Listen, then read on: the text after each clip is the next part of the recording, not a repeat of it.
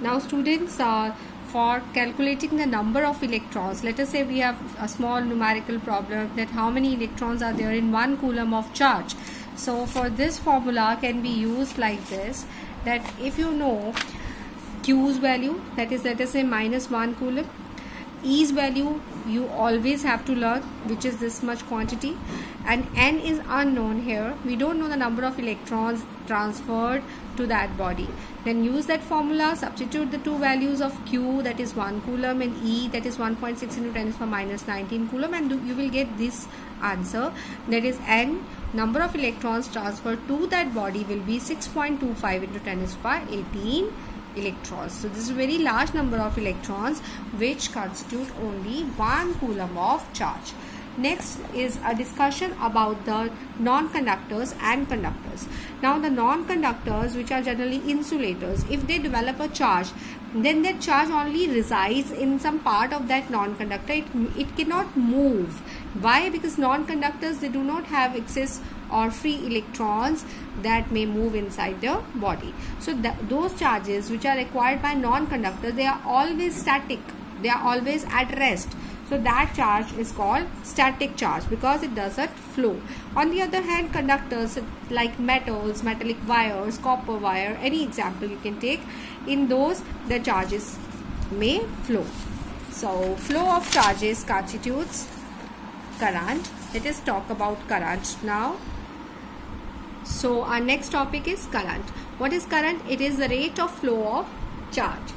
Now in a metallic wire, if by some source we are able to move the electrons in some particular direction, then those charges, those electrons which are moving in that wire, they will constitute another property which is called current. What is current? The flow of charges, the rate of flow of charges. Now let us say that in a wire the current is there, and current is generally denoted by I letter. Now we'll say that in a wire I current is there due to the flow of Q charge in it, and that charge is flowing in time t.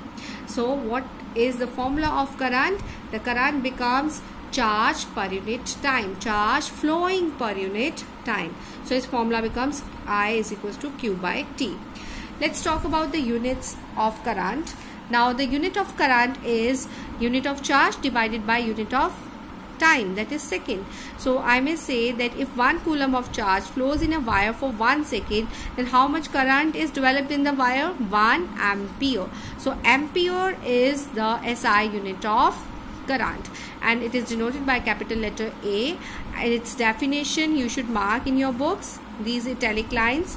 These are the definition of 1 ampere. So what is 1 ampere? 1 ampere is defined as the current which flows in a conductor when 1 coulomb of charge passes in 1 second in that conductor. Similar as the units of charge, there are smaller units of current also, milliampere, microampere, just as the same way you have done the units of charge. Now let's talk about this important point, that whenever current flows in a circuit and you want to find out its value, then there is a device called ammeter. Now ammeter is a device which is always connected in series with the circuit, and it gives us the reading of the current flowing in that circuit. So and series means there are two terminals in an ammeter, positive and negative. If you connect the positive terminal to the positive of the source. Now what is the source? Source of current, that is source of potential difference, battery or cell, right? So that type of connection is called series connection. Let's talk about flow of current now. In metals, the moving charges are free electrons, which constitutes the current, right? But there are some other substances, just like electrolytes. You must have knowledge of electrolytes, ionized gases, because those are electrolytes are generally semi-solids, semi-liquids, and our gases are gases. So in electrolytes and gases, there are ionized gases. There are two kinds of charges which move, positive also, negative also. So both positive and negative ions, they move inside electrolytes or ionized gases to constitute current, right? Then the quantization formula comes in your book. That's the same one.